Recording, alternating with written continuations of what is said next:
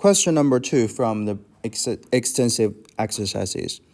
Here are 5 number cards, 5, 7, 1, 6, 2. Question A. Arrange any 4 of number cards above to give the smallest possible answer to this multiplication. If you want to get as small as possible, so for the tens digit, we can have 1 and 2.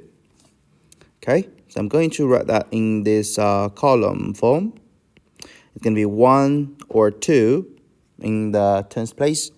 And as for the ones place, you can have 5 or 6. It's going to be 5 or 6. And now we know that it's a fixed sum because no matter it's 15 times 26 or it's 16 plus 25, it's going to give you the fixed sum, which is, let's say, 41, right? That will be the fixed sum. And now we have to determine, is that 15 times 26 or is that 16 times 25? And we know that if you got the fixed sum, the smaller the difference, the bigger the product. But this time you want to get the smallest product, so you need to get the bigger difference.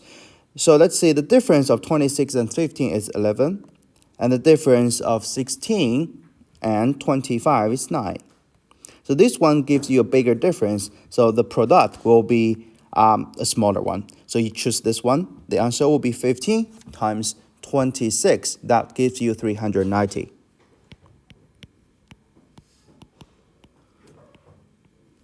Okay, question number 2. Arrange any 4 of the number cards above to give the largest possible answer to the multiplication. So as for this one, first step, convert that into a column calculation. And if you want to get the largest one, as for the tens place, you have 7 or 6. And on the ones place, you have 2 or 5. So actually, it will be the same thing. You need to determine, is that 72 times 65 or 75 times 62?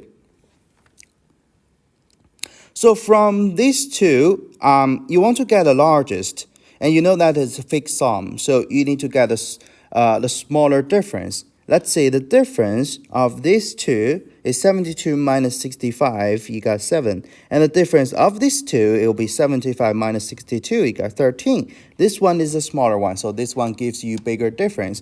That will be 72 times 65. So the answer gives you 4,680. Okay, let's move on to the last one. Arrange all the numbers cards above to give the largest possible answer to this multiplication. You see the 2-digit number times the 3-digit number. So if you remember that in the class, we need to convert this into a 3-digit times 3-digit. So actually you times 10 to it and then divide by 10 and take that, put that into a bracket. So that means you got this 3-digit number times the 3-digit number. And for the ones place, you must get a 0 because you times by 10. And let's see, what do we have? For the highest digit, you got 7 or 6. And for the tens place, you have 5 or 2. And for the ones place, you got 0 or 1. And let's see, actually it's fixed sum. And if you want to get the largest possible answer, you see you got 7 and 6 at this place. You need to get your larger number as small as possible and then get your smaller number as big as possible. So as for the 7, you need to choose a smaller one from 5 and 2. So that will be 2 at this place. Okay, so 7, 2.